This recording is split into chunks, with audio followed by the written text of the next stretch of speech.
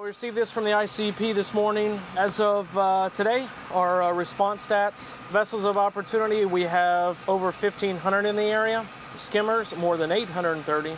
Boom, as of today, more than 3.47 million feet. We've recovered over 34.7 million gallons of skimmable oil. Welcome to a special Gulf Coast edition of West Wing Week. We spent this week traveling through communities along America's Gulf Coast to give you a special behind-the-scenes look at the federal government's historic and unprecedented effort to contain and clean up after the BP oil spill. We're approximately a mile from the site where the Deepwater Horizon burned and sank in April. And there's a number of vessels here. We counted 42 yesterday within about a quarter mile. It's the largest U.S. response to an oil spill in history. And it's exceptional and somewhat unique to have this many vessels in such close proximity. They're out here 24/7, and they're stationary until the well is effectively killed. In Pensacola, on the periphery of this spill, the emphasis is placed on two goals: stop any remaining oil from reaching the shore and cleaning the beaches quickly when it does. We're located in an area called Valle Chico, close to downtown Pensacola. Our operations have our boats concentrated primarily around the pass. VOO stands for a Vessel of Opportunity, and that's essentially it's a term used to explain civilian boats that are contracted by BP to help mitigate the oil. Working with them has been very good experience. They have a lot of local knowledge to offer. So far today, these vessels have collected 10 bags worth of contaminated material. So right now tonight we have approximately 450 workers out here on the beach. It varies from night to night depending on the amount of impact. It takes everybody to make this happen. It takes the local, the county, the state, the federal government, BP, the contractors, port partners all across this area, all have to interface and work together and put the beaches in the Gulf Coast back into the condition it was before this event happened. We travel next to Mobile, where the response for Florida, Alabama, and Mississippi is coordinated by Captain Stephen Poulin of the United States Coast Guard. We have a plan. We had a plan from day one. We're executing that plan, and it's a great plan. It's worked. We're very cautiously optimistic that we'll be able to kill this well here in the very near future, but this has been a tough road. This has been a complex response, but now with the cap on, we're feeling pretty good about where we're at, and we continue to see less and less oil in the water and less oil hitting the beaches. What we're doing is trying to preserve a way of life down here for the citizens of the Gulf Coast. The beaches are open. This is a beautiful area. There's still lots of summer left, so come down and enjoy the summer. Roughly 14 miles to the south, a facility in Theodore, Alabama, is the Center for Boom Decontamination, Repair, and Redeployment back into the field. The boom here, you're looking at roughly 10,000 foot. Off the water today, they'll receive 10,000 foot or better today just off the water. Pascagoula, Mississippi is a regional headquarters for the National Oceanic and Atmospheric Administration, one of the government's main scientific authorities on the ocean. NOAA right now is focusing on reopening the closed fishing areas within the Gulf of Mexico.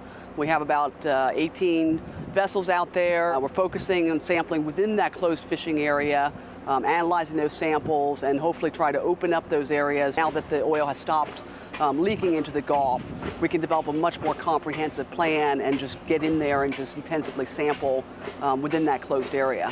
We're at the National Seafood Inspection Laboratory, which is part of the NOAA's National Marine Fisheries Service. This is where we receive the samples, where we check them into our chain of custody system. The samples are usually then placed in a freezer. They're put in a queue for processing. The samples then are delivered to the dissection teams for taking samples for both sensory and chemical analysis. Each fish is carefully, if it's a large enough fish, is carefully dissected.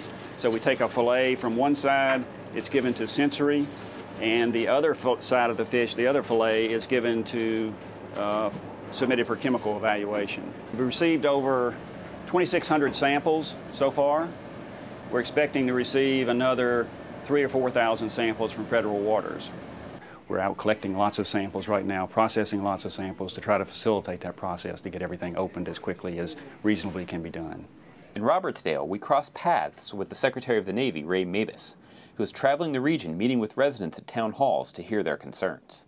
I want to thank you all for being here tonight. My name is Ray Mavis. I'm Secretary of the Navy, and in mid-June, President Obama asked me to head up an effort to come up with a long-range restoration plan for the Gulf Coast. These town halls are all about getting input from people that live on the Gulf, work on the Gulf, raise their families here, about what we can do to restore the Gulf long-term. Any plan that we do has got to come up from the Gulf. Any plan of work, any projects have got to start with the people who live here and work here. As we look at long-range recovery, research and development, we've talked about ways in our area to diversify the economy in the past. We know because of storms and now this type of instance we need to do that. We ought to be able to attract those research and development companies to come here that's going to look at that, look at your alternative fuel energies. Our fishermen, they want to work on the water, so if there's got to be delays, if this research and development needs to be doing, they need to be the ones employed to help get those samples and do that. We think that's an opportunity for some economic development in the future. Thank you, ma'am. I appreciate it. Y'all have helped a whole lot, and thank you for spending the time to come out here and do this. Appreciate it very much. Thank y'all. On Tuesday, August 3rd, we traveled to the Q4000 vessel about 47 miles off the shore and 5,000 feet above the ocean floor, where the static kill operation is underway to more permanently seal the leaking well. Well, currently, we're in the middle of our pumping mud, our kill operation. In the last several days, we've been rigging up, and you can see down on the deck the guys working. That's the manifold that we're pumping all the mud from the boat. It's pretty involved. We have several ships alongside us. The BJ Blue Dolphin and HOS Centerline are both providing the actual mud that we're using in conjunction with this operation. Literally, they're pumping through us. We're simply the means to pass the mud down to the bottom. We did our injectivity test this morning. Everything went well. They analyzed the data that they needed to determine what rates and pressures that we would possibly be seeing.